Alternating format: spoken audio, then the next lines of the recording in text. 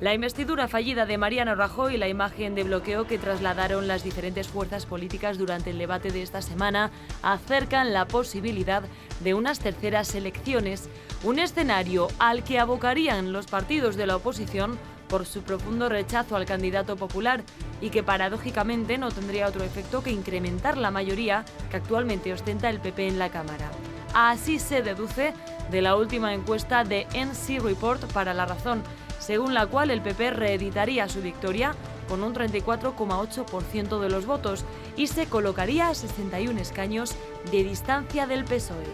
La expansión electoral de los populares, que contrasta con el estancamiento de los rivales, tendría además un importante efecto para la gobernabilidad, ya que en base a su actual pacto con Ciudadanos lograría la mayoría absoluta sin necesidad de apoyarse en otros partidos. Mientras el Gobierno continúa defendiendo la elección de José Manuel Soria para representar a España en el Banco Mundial, en el PP crecen las voces que cuestionan el nombramiento y sobre todo el momento en que se ha hecho.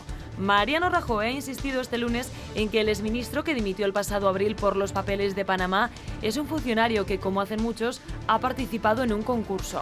Alberto Núñez Feijóo ha admitido que el nombramiento es difícil de entender y que son necesarias explicaciones adicionales. No ha sido el único. La CUP no ha querido esta vez alargar la intriga hasta el último minuto y ayer anunció que dará apoyo a Carles Puigdemont en la cuestión de confianza convocada para el 28 de septiembre. El presidente catalán superará así ese trance y evitará la convocatoria de nuevas elecciones en Cataluña. La encargada de anunciarlo fue la diputada Ana Gabriel, que dijo en TV3 que los diputados de la CUP darán la confianza para que culmine la legislatura con los objetivos que se plantearon, es decir, la culminación del proceso independentista. Estos son algunos de los temas que recogemos esta semana en esta actualidad. Vamos ahora sí con esa encuesta que les venimos anunciando desde el comienzo del programa. La última, publicada por NC Report, según la cual, ahí tienen los resultados, el Partido Popular junto a Ciudadanos ya sí formarían coalición suficiente para alcanzar una mayoría absoluta. Hablamos de coalición pensando en gobierno o al menos sacar adelante una investidura. Pero planteábamos unas cuestiones antes de publicidad. ¿En qué lugar quedaría el Partido Socialista? ¿Cuál sería el papel de Ciudadanos? Casi que el resto de fuerzas, muchas veces nos dirigimos a ellas como residuales, también podrían tener su papel determinante. Claro que ahora ya se distancian más de ser esas llaves para el gobierno. Los resultados serían los siguientes, los tienen ahora mismo en imagen. El Partido Popular oscilaría entre los 142 y los 146 escaños, Partido Socialista entre 82 y 85, Unidos Podemos entre 67 y 70, Ciudadanos entre 30 y 31 y el resto de los partidos ya ocuparían lo que falta del arco parlamentario representado en ese gráfico circular, 23-25 escaños. Conclusión, ascenso notorio del Partido Popular, incluso en la horquilla mayor alcanzando los 146 escaños. El Partido Socialista sigue en esos 80, incluso bajando hasta los 82. Unidos Podemos en el baremo superior quedaría con los 70 que tiene ahora. También es previsible que incluso descienda un poquito, no es variación notable la que podría sufrir Ciudadanos. Compañeros, dais, y voy casi con mi politólogo y mi catedrático de Derecho Constitucional para intentar abstraernos de cualquier influencia, incluso las vertidas durante las dos partes precedentes del programa. ¿Dais credibilidad a esta encuesta? Y además teniendo en cuenta que ciertamente, y no por menospreciar el trabajo de los profesionales que las llevan a cabo, las últimas ni se han acercado a los resultados de las dos últimas elecciones generales. Es que pese a lo que se diga en contra de la cocina al final es la parte buena de la técnica demoscópica, pero la buena cocina se hace sobre la experiencia, el recuerdo y la comparativa sobre posicionamientos del electorado en el pasado, a medio y a corto plazo. ¿Eso quiere decir que esta podría aproximarse un poquito más que las anteriores? El problema Jesús está en que las referencias, el mero hecho de que el voto esté fluctuante, dificulta mucho. Puedes dejarte llevar más por el diagrama, ir al porcentaje. Yo ya en alguna ocasión he dicho que pasar del porcentaje al prorrateo de escaños es una técnica muy complicada y muy arriesgada técnicamente. O sea, ya es bueno, pues más crear el titular que otra cosa. Pero bueno, si nos dejamos llevar más por la segmentación proporcional, es cierto que el Partido Popular, una cosa buena que tiene, y eso sí que se va viendo, es que tiene un suelo muy sólido y muy alto además. En esta, por ejemplo, tan solo el 10%, en torno al 10% de los que votaron en las pasadas, se pueden cuestionar no votar al Partido Popular. Eso ya le gustaría al resto de fuerzas políticas.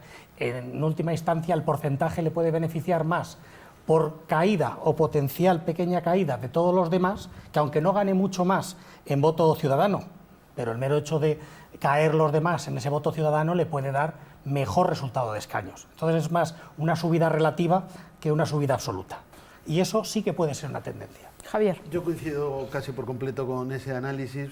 Por supuesto, todas las encuestas hay que tomarlas con mucha prudencia y con mucha cautela, porque en efecto a veces se equivocan. A veces se equivocan menos de lo que parece en términos porcentuales, sino, como ha dicho Jesús, porque luego trasladado a esos escaños, una pequeña variación, y sobre todo con nuestro sistema electoral, vamos a poner de un 1%, ¿no? Ciudadanos se quejaba de eso en las últimas elecciones. Con un 1% más no hubiéramos perdido ninguno de todos los escaños que hemos perdido. O sea, pequeñas variantes en porcentajes pueden dar variantes importantes en escaños. Dicho esto, sí que parece claro que la tendencia es que todos o se mantienen o pierden un poco, excepto el Partido Popular, que sube. Eso significa que su votante parece ser más fiel y que sería el menos perjudicado por la abstención, aunque también lo sería porque en número absoluto de votos perderían todos. Es decir, que esto también me parece... No es un problema de legitimidad, porque el resultado, el que sea, siempre sería legítimo, pero es un problema de, bueno, lo que decíamos antes, que los políticos deberían considerar que es preocupante que vayamos una y otra vez a elecciones y que cada vez vote menos gente. O sea, también es muy preocupante la fecha, ¿no?, en la que por calendario ahora mismo se ubicarían esas terceras elecciones, 25 de diciembre, el día de Navidad. No olvidemos que con acuerdo esa fecha podría modificarse. Incluso ya ha habido algunos partidos que, en caso de situarse en la posibilidad de los terceros comicios, contemplan esa alternativa. Pero teniendo en cuenta todos esos factores, incluso da igual que variemos unos días arriba o abajo, fecha de Navidad, el hastío de tener que ir a votar por una tercera vez, por tanto el porcentaje de abstención que se prevé que podría ser récord. Yo no sé si todas esas connotaciones se recogen en los resultados de esta encuesta. Siendo así, ¿cuál sería tu lectura, por hacerte ya casi el más difícil todavía, José María? Claro, vamos a ver, es normal que el ciudadano que interioriza que el político está viviendo de sus impuestos, de lo que ellos aportan, es decir, son asalariados suyos, no están realizando su trabajo y al final pues se siente apartado, desapegado de la realidad política, porque le estás votando y le estás dando un salario a aquel que no te resuelve los problemas. Con lo cual estoy convencido que va a subir más la abstención.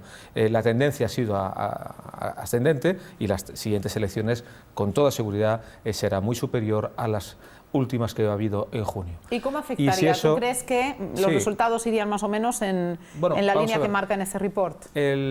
Puede ser, porque estos son conjeturas y ya la propia encuesta se puede poner en duda, teniendo en cuenta que las anteriores fueron todos un fracaso, pero sí podría responder una lógica que es plausible, ¿no? El PP, si consigue mantener su electorado, es un electorado, creo yo, que es bastante fiel, bastante leal, va a votar.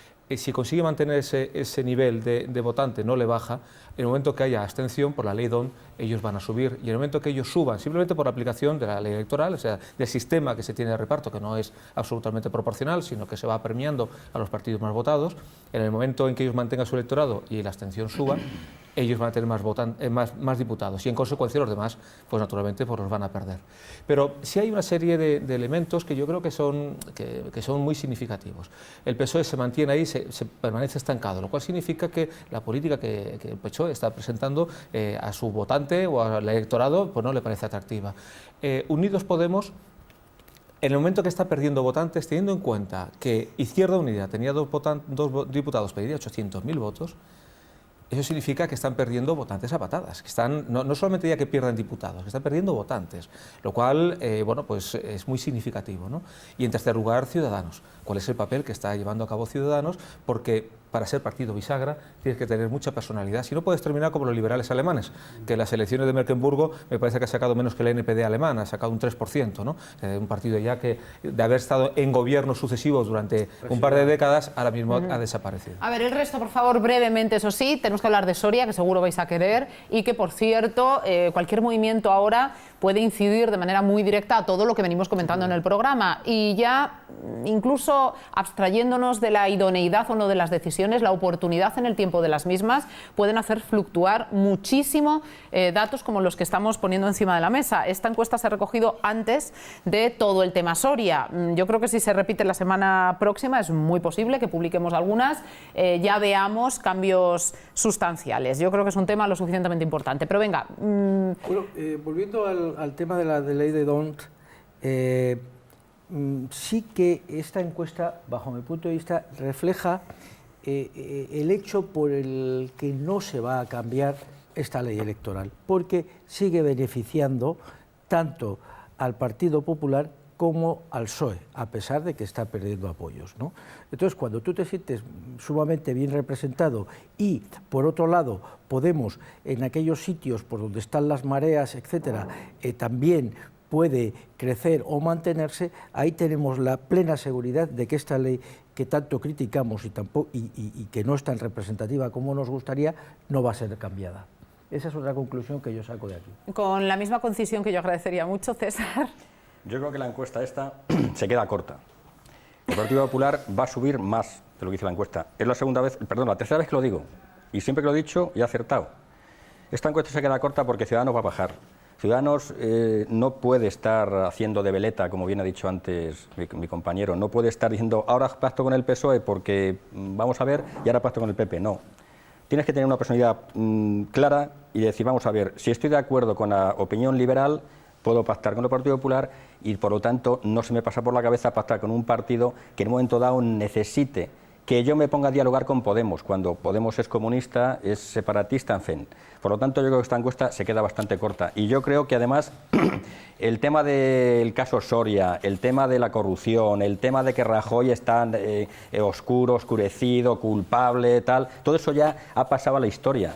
Ahora la gente lo que quiere es un partido serio para gobernar y para los presupuestos. Y eso de la corrupción, el discurso del PSOE de corrupto, de tal y cual, ya no sirve. La opinión pública ya de eso pasa. A ver, Ignacio, brevemente, César, por favor, vamos ya muy mal de tiempo.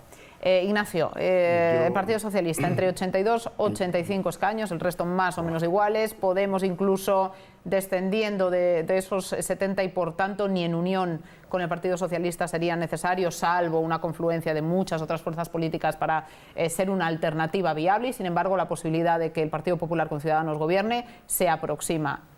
¿Tú ves...? Hombre, la fiabilidad de las encuestas son las que cada uno le quiera dar. Yo voy a repetir, yo creo que el Partido Socialista... Y esta a mí me da que no te da mucha fiabilidad. No me da ninguna fiabilidad. No me da ninguna fiabilidad. Pero ¿por qué no me da? Porque no sabemos cuándo lo han hecho, qué personas se han cogido, dónde se ha hecho, qué factores, etcétera. Pues mira, más o menos como las anteriores. Solo quiero recordarte que la de la semana anterior te gustó. No han acertado, no han acertado. Pero lo que sí te digo es una cuestión. El Partido Socialista sí ha pagado, probablemente, o por lo menos esa es la lectura que hemos hecho algunos militantes del partido, el pacto, el acuerdo que hicimos con Ciudadanos. Por lo menos que yo fui candidato del PSOE y he hablado con muchos ciudadanos, dijeron que no nos votaban porque habíamos pactado con Ciudadanos. Y nosotros habíamos denunciado que Ciudadanos era la marca blanca del Partido Popular. Y eso, queramos o no queramos, la gente nos castigó el voto. En primer lugar. En segundo lugar, lo que tú estás diciendo, César, me parece una falta de respeto. Me parece una falta de respeto a la justicia y a los ciudadanos. Que me digas que aquí el pueblo español, que hemos olvidado la corrupción, no hemos olvidado. Van a sentarse en el banquillo.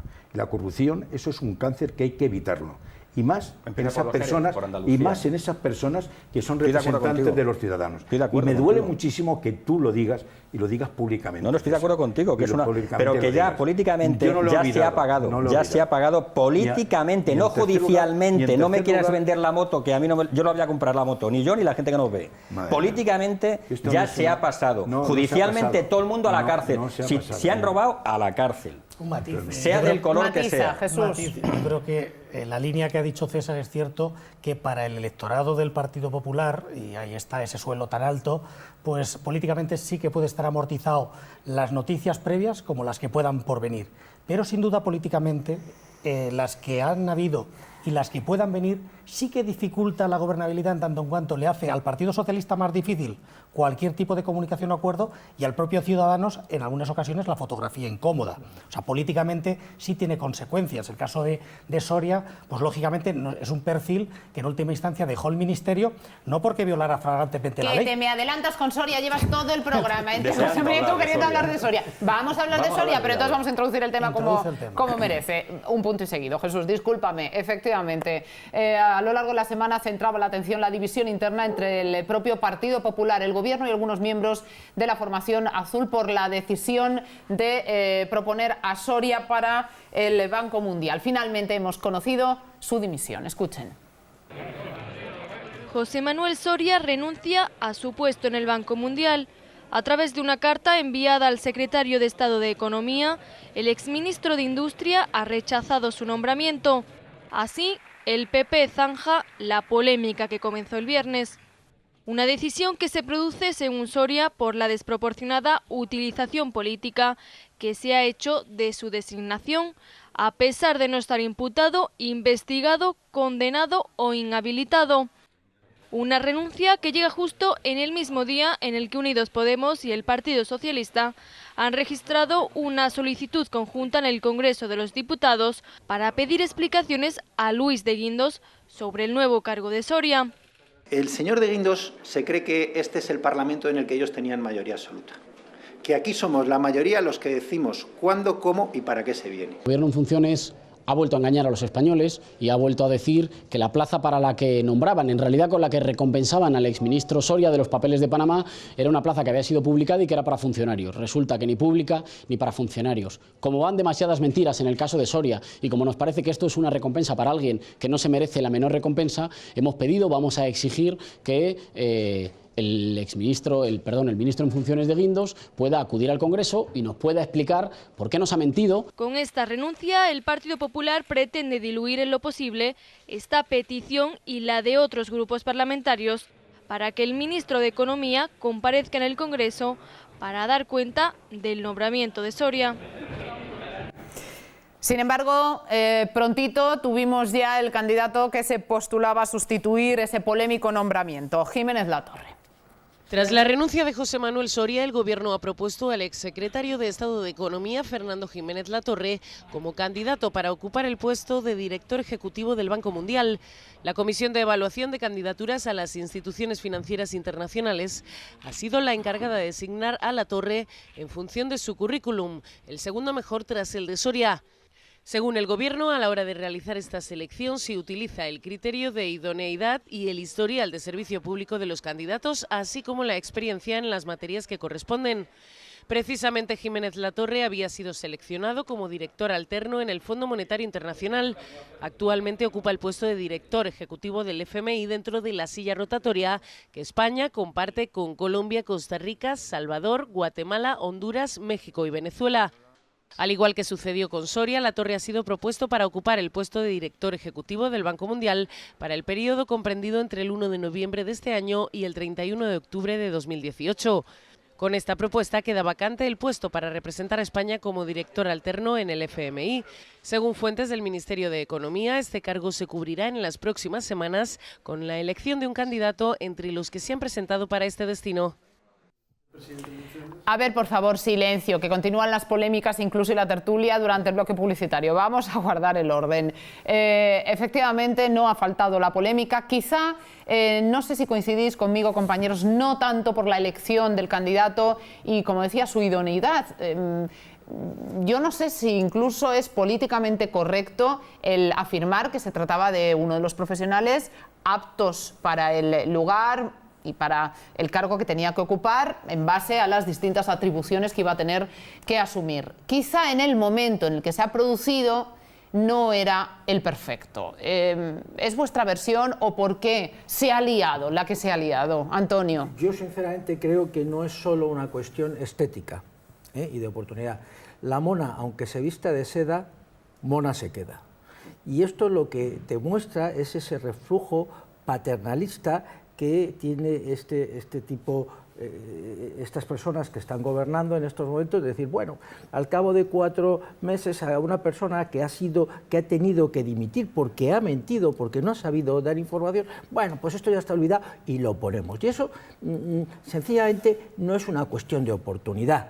Es una cuestión también de que estás demostrando qué es lo que tienes dentro de tu piel y te está saliendo. Y esa es una de las razones por las que nos cuesta mucho decir que queremos seguir teniendo a este tipo de personas gobernando. Es una cuestión de cultura. Lo digo honestamente. Antes, la sociedad ha cambiado y posiblemente sobre según qué cosas tiene hoy por hoy la sociedad una piel mucho más fina que lo podría haber tenido hace 4, 5, 6 años. Ha habido una práctica habitual de dejar retiros dorados a los altos cargos como una cuestión de costumbre, pero en este contexto y ya con la cuestión de esta cultura, los líderes políticos no se han adecuado a la que es la realidad del momento. El mero hecho de que alguien, como bien decía Antonio, se le pase por la cabeza y dice, bueno, pues es un fantástico retiro para un antiguo compañero.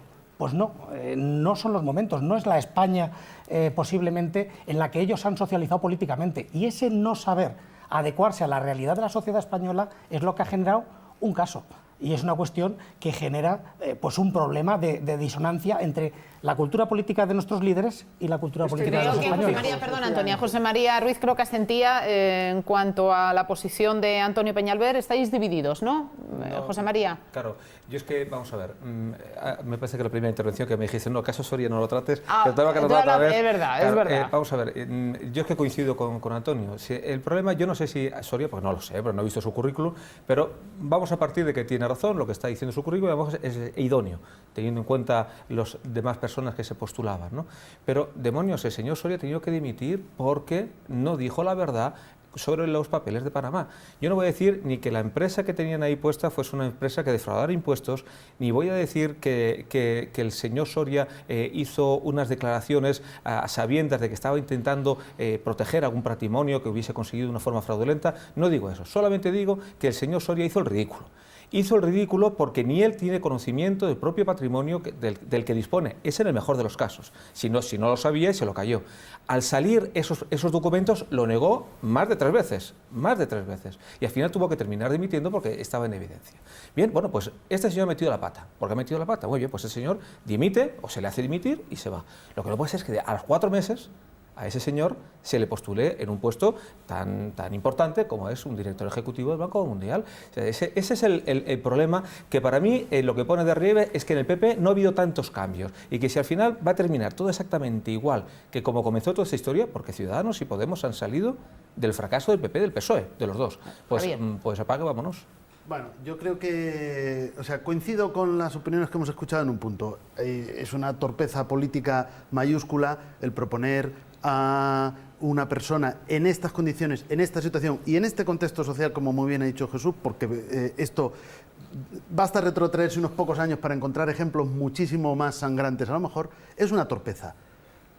Hay que tener ojos en la cara, saber lo que exige la sociedad y si es inoportuno, no hacerlo, salvo que fuera algo absolutamente reglado o impuesto por la norma. Ahora voy al otro punto, porque es decir, esto tiene el recorrido que tiene. Él ha renunciado, ya está nombrada otra persona que reúne todos los requisitos. Yo me he informado... ¿Ha renunciado o se ha visto obligado a renunciar incluso con el propio presidente del gobierno? Él dijo que se lo pidió el gobierno, y bueno, pues eso significa que es... ¿El gobierno o el presidente? Porque es que ha habido una escisión clarísima dentro del propio gobierno. Ya no hablamos como alguien ha dicho en el propio Partido Popular, rectificar es de sabios. Eso significa que se reconoce que hay una rectificación. A partir de ahí, a partir de esta rectificación, esto solo tendría recorrido si hay alguna ilegalidad en todo el proceso. Y yo creo que no la hay. Ni, por supuesto, en su dimisión, no estaba ni imputado, ni siquiera existía una carga, una sospecha, ni una investigación sobre nada. Lo que hubo fue una información errónea que él luego rectificó y entonces consideró, o el propio gobierno le presionó para que presentase esa dimisión. Esto me da igual, pero en fin, que es una dimisión, no sé, como tan pocas que tenemos en este país, la de Corcuera y algún otro ministro de vez en cuando, que podemos, sí, exacto, que podemos decir, vienen más o menos exigidas por hemos agotado el tiempo, pero podemos prolongar, Richie, nuestro realizador, unos minutitos más este bloque, después de anhelar tanto, hablar de Soria, no quiero cortar a mis compañeros, pero eso sí os pido a vosotros, por favor, ser muy breves. Yo creo, si entramos en ello se puede volver, pero si no, yo creo, en su dimisión no vino impuesta por ningún motivo de irregularidad o de incumplimiento legal. El procedimiento según el cual el Gobierno le propone para el Banco Mundial no implica ninguna irregularidad, antes al contrario, sigue los criterios habituales y tradicionales. Él tenía los méritos previos y dentro de esos méritos, entonces ahora solo quedaría decir, hombre, si verdaderamente solo le podían haber elegido a él, entonces le tenían que haber elegido y tal. Ahora, como a pesar de eso ese procedimiento tiene un margen de discrecionalidad, porque lo tiene, porque no es un acceso a la función pública española, sino la propuesta que hace un gobierno español para un organismo internacional, pues ahí enlazo con lo primero que dije, fue torpe hacer eso. Ya se ha rectificado esa torpeza, pues creo que no tiene mucho más. Directo y al grano. Yo me parece Ignacio. Como defensor, eres bueno, pero te falta una matización. Vamos, que digas tú que este señor ha entrado por concurso por mérito, que no que han vuelto a engañar otra vez, que ha habido una irregularidad. Se ha pedido una comisión en el Parlamento para que informen. Y la presidenta ha dicho que no ha lugar, porque el señor Guindos y el señor Rajoy han mentido otra vez. Han mentido. Porque si era el único, porque han puesto al segundo. En el pleno del sí, Congreso, no. Ha dicho la presidenta que no. Sí. Últimamente no, última ha dicho que no. Eso es la ética. Esa es la regeneración que proclama el Partido Popular. ¿Cómo puedes votar un partido que está engañando día sí, día también? Tú no sabes lo que yo voto. No, yo no digo nada. Tú es que has defendido una cosa que es indefendible. Te diriges a mí. Es que es indefendible. Yo estoy totalmente de acuerdo con mi compañero Javier.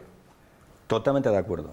Lo que pasa es que el PSOE, como no tiene nada que decir, y Podemos, ni te quiero contar, se agarran al macho este y hemos terminado. Pero no hay más que hablar, no hay más que sacar. Se habrá equivocado, no se habrá equivocado. Y yo voy a meter una matización más en el debate. ¿Y por qué no lo ha hecho el Partido Popular aposta esto? Para hablar de esto y no hablar de otra cosa. ¿Por qué no? Lo que pasa es que ustedes, los socialistas, no tenéis nada que decir. Como no tenéis nada que decir, os agarráis a cualquier cosa y os ponen el anzuelo y picáis en todas. Si es que ese es el problema que tenéis. Que picáis en todas. Dejamos en el aire para la reflexión ese tema, controvertido también, por cierto, César.